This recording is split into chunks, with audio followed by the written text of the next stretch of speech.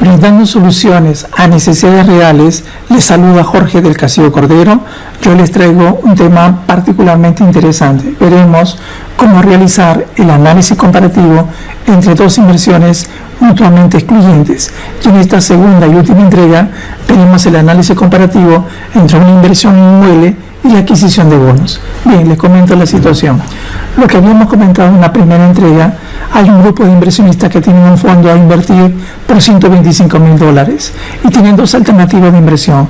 Por un lado, podrían adquirir un bien inmueble con el fin de luego ese bien comprado por lo alquilar y finalmente venderlo.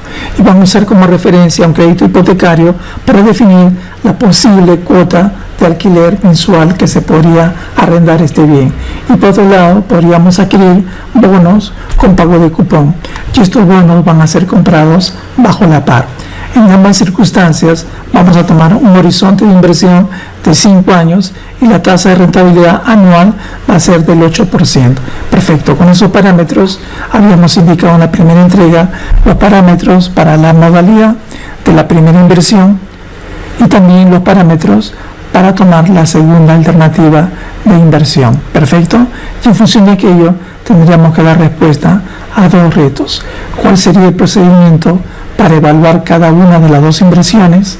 Y finalmente, cómo comparar las dos alternativas y para elegir así la mejor inversión. Esto va a estar muy interesante. Bien, ahora sí vamos a desarrollar el proceso a continuación.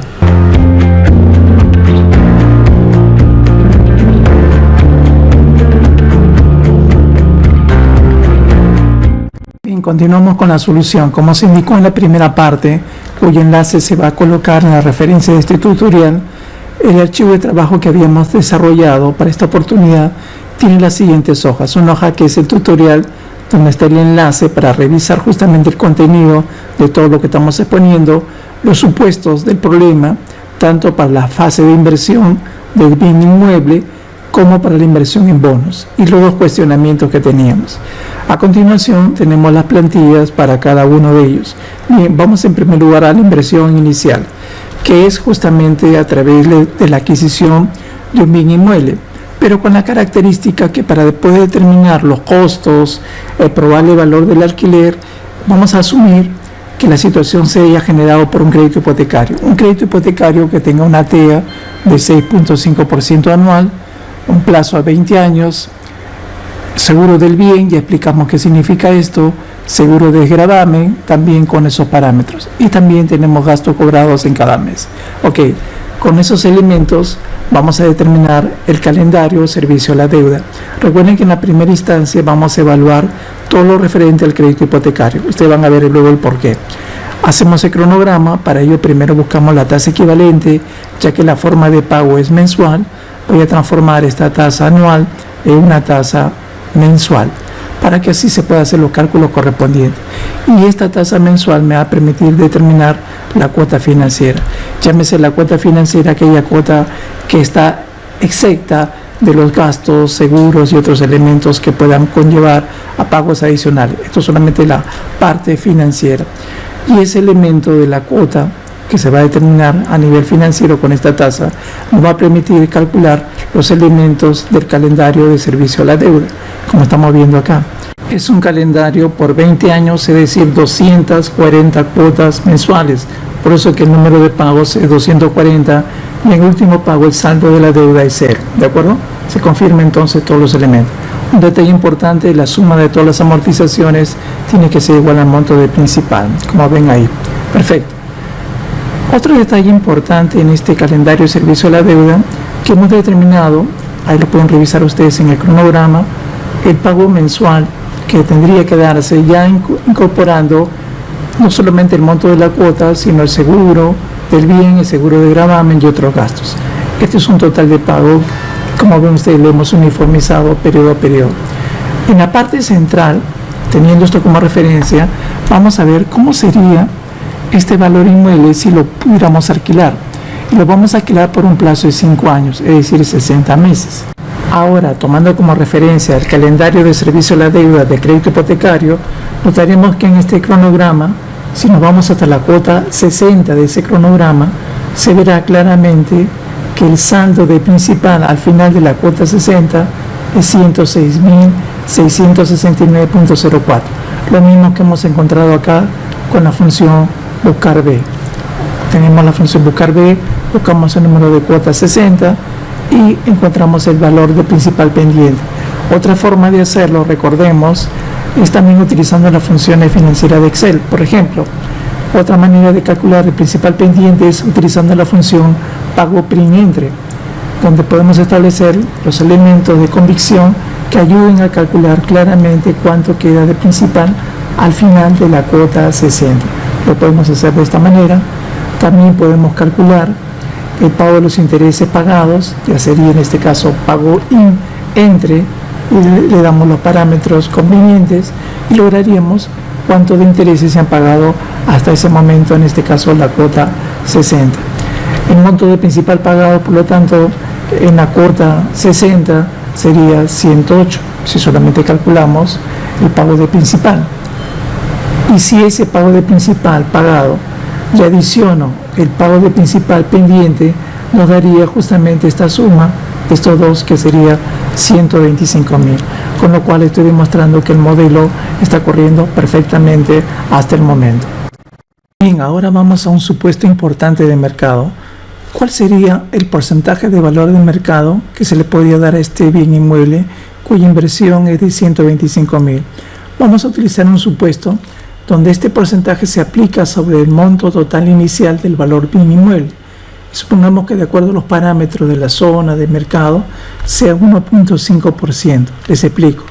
Si esto fuera 1.5%, el monto máximo de alquiler de esta vivienda sería del orden de 1.875. ¿Cómo salió esta cantidad? Tomando ese porcentaje por el monto de la inversión del inmueble. Vuelvo a repetir, este es un supuesto importante que tienen algunas inmobiliarias y eso va a depender básicamente de las condiciones del inmueble. Por ejemplo, si es un inmueble de estreno, su ubicación, las condiciones del mercado, cómo está en la zona la oferta y la demanda. Obviamente, si hay poca oferta en esa zona y hay mucha demanda, el precio va a ser mucho más atractivo o viceversa. ¿De acuerdo?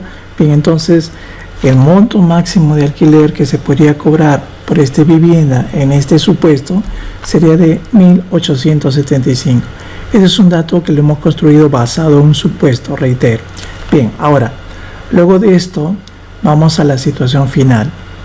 ¿Cuál es la situación final? Que esta inversión concluya a los 5 años con una venta del inmueble. Entonces, este inmueble que está en manos de los inversionistas, que inicialmente fue de 125.000, vamos a suponer que año a año tiene un proceso de revalorización del activo, que viene a ser un incremento del valor del inmueble, una plusvalía, y que año a año fuera del 5%. Vuelvo a repetir, las celdas de fondo amarillo en este proceso de solución son supuestos. Pueden cambiar hacia arriba o hacia abajo. En este caso vamos a suponer 5%. Y luego de 5 años, ¿cuánto valdría este bien? Entonces, por un proceso de revalorización, utilizando la función BF, valor final, lograríamos que este bien de 125.000, por un efecto de plusvalía a esta tasa, luego de 5 años, tomase este valor. Este valor sería el valor de mercado, el valor de desinversión si quisiéramos vender este inmueble en ese momento. Ahora, como estoy creciendo por una plusvalía, vamos a suponer, y es lo correcto, que hay una ganancia. Y esa ganancia obviamente va a estar afecto a un impuesto. Pero fíjense ustedes cómo voy a calcular el margen que me queda. Este es un supuesto también importante. Vamos a suponer que el efecto que va a estar sujeto al pago del impuesto va a ser igual al valor de mercado, de acuerdo a esa plusvalía, menos el monto de principal pendiente que quedó luego en el calendario. Alguien me dirá, pero Jorge, el supuesto era de que era un hipotecario. Sí, pero estamos haciendo este supuesto también para que así la brecha sea más alta y podamos pagar más impuestos para estar protegidos. ¿Por qué? Porque la otra opción sería que paguemos impuestos sobre 159.000 menos 125, que la diferencia sería algo de 24 o 29.000, pero nosotros lo vamos a calcular versus el diferencial de 159.000 contra esta cantidad. Miren la fórmula, por favor, ahí lo tienen, ¿ven? 159.000 menos el principal pendiente. Esa brecha genera un monto mayor y por lo tanto pagaré el 7% de impuesto. Repito, nuevamente es un supuesto de ese orden. Luego entonces la utilidad por la venta en el año 5 sería esa plusvalía reducido el efecto del impuesto. No queda 49.000. Esto es un beneficio final, ¿de acuerdo? Y la tasa de rentabilidad esperada del accionista es 8%. Recuerden que la tasa del accionista tiene que ser mayor que el costo finalmente esperado. En este caso, las condiciones de la TEA y todo lo demás generan una TCA de 7.47. Como ven ustedes, este 8% es ligeramente mayor que la TCA de la operación. Perfecto. Aparte de eso, este bien inmueble, este departamento, tiene que gastarse por mantenimiento, pagos varios, una cantidad de 100 en forma mensual. Pero el accionista, en este caso, pretende alquilar su bien, pero obviamente que le genera un margen de 450. Entonces, ¿cuál sería el monto del bien del alquiler? Acá básicamente vamos a considerar el pago del financiamiento que se tendría mensualmente, los gastos mensuales y el beneficio mensual. En pocas palabras, si yo sumas esta cantidad de la cuota, más los gastos, más el beneficio que estoy esperando, tendremos que alquilarlo en 1.536.30 como mínimo. Y como ven ustedes, 1.536 como mínimo no supera este monto máximo. Por lo tanto, es un valor aceptable. Pero ¿qué hubiese pasado si nosotros tuviéramos una cantidad diferente? Supongamos que acá el factor fuera 1%. Entonces, el monto máximo sería 1.250 y nosotros pretendemos cobrar 1.536. Por lo tanto, acá sale un icono que nos está diciendo acá hay un error. Pero, reitero, con este factor de 1.5 estamos en la brecha, estamos en los parámetros correctos. Ahora, los flujos. ¿Cómo pintamos los flujos? En el momento cero tenemos la inversión, que no es más que los 125.000.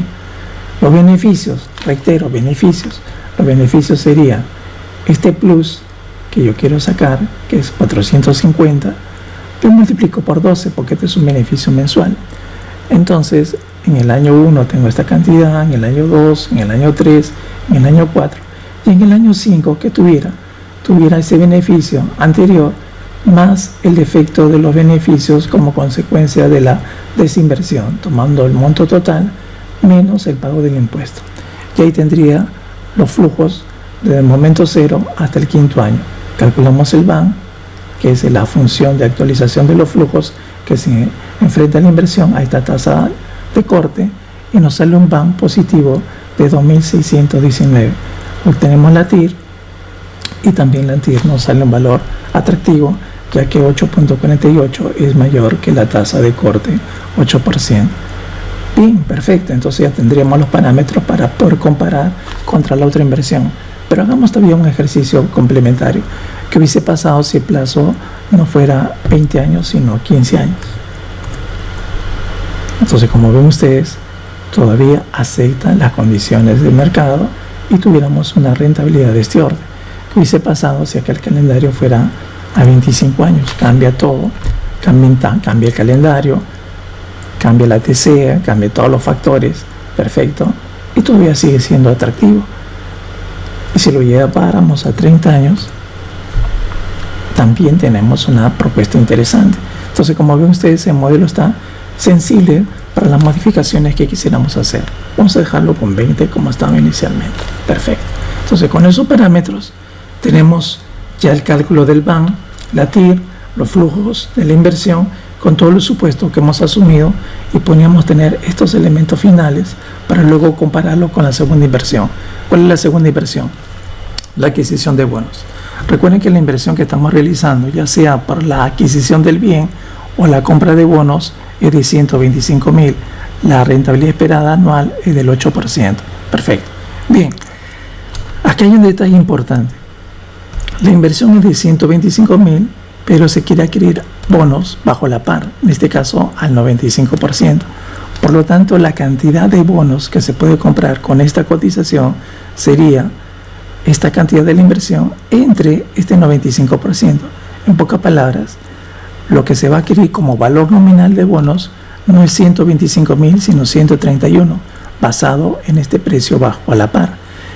Esto implicaría que estos 131.578, el 95%, tengan que hacer un egreso de 125.000. Esa es la inversión real, pero valor nominal del bono es esta cantidad. Y sobre este valor nominal vamos a pagar el cupón y también va a haber el efecto de redención. Les comento. En el semestre 1, porque este es un cupón que se paga de forma semestral, con esta tasa anual del 7%, ya saben ustedes, esta tasa hay que volverla una tasa equivalente semestral y para eso utilizamos la función potencia. Es decir, que una tasa anual del 7% equivale a una tasa efectiva semestral de 7.44. Esta tasa es el factor que nos va a servir para el cálculo de los cupones. ¿Cómo lo hacemos? Multiplicamos la tasa del cupón semestral por el monto del valor de los bonos en su valor nominal. ¿Se dan cuenta? Y así lo llevamos periodo a periodo hasta el último semestre del quinto año. Y además, en el último periodo se hace la redención del bono y el bono regresa a su valor nominal. Interesante, ¿no? Y tenemos los flujos. Si tenemos los flujos, podemos calcular el BAN actualizándola a esta tasa. Vean ustedes, se aplica la función BNA, se actualizan los flujos, se enfrenta a la inversión y esos flujos actualizados se actualizan a la tasa de corte.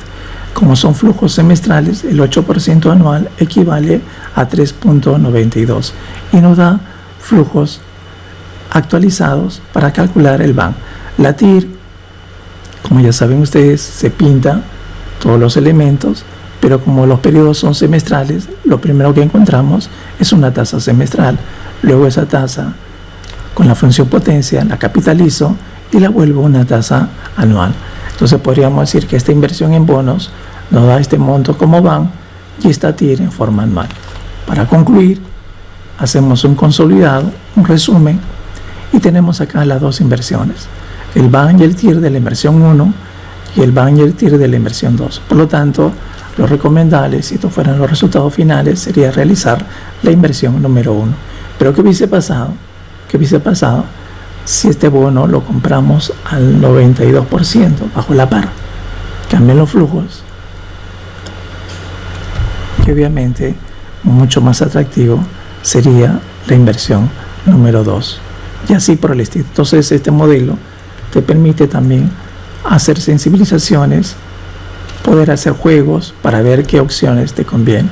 Si vamos a la inversión número 1 y supongamos que este factor fuera 1.2, perfecto, ya estaríamos por encima del monto de alquiler mensual. Tendríamos que bajar acá el monto de mensual de beneficio. Entonces supongamos que tendría que ser ahora solamente 400, por decir algo. Con 400 podríamos lograr. No estamos superando el monto total máximo de alquiler. Pero vamos a ver los BAN y los TIR, lo comparamos y ahora mucho mejor sería la inversión 2. ¿Se dan cuenta? Entonces hemos hecho muy sensible este modelo para trabajar los indicadores y así tener una decisión mucho más adecuada, tomando alternativas mutuamente excluyentes. Bien amigos, espero que todos estos aportes hayan sido de vuestro interés. Nos vemos en la próxima ocasión. Gracias.